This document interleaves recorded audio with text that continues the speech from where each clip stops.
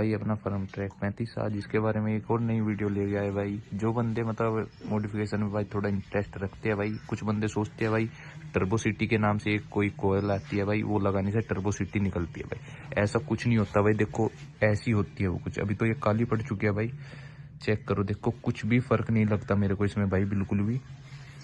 ये मैंने इस पे भी लगा के चेक की और जो इसका ओरिजिनल सिलेंसर था भाई उस पे भी लगा के चेक की, कुछ नहीं भाई, कोई फर्क नहीं। टर्बो सिटी बेकार है भाई, मैं तो ये बोलूँगा भाई इसको लेके अपना टाइम और पैसा बर्बाद ना करे। अगर आपको भाई आवाज़ चाहिए तो भाई सिलेंसर लगवाओ मॉडिफिकेशन वाला, जिसकी कॉस्ट 2500 रुपये आती है भाई।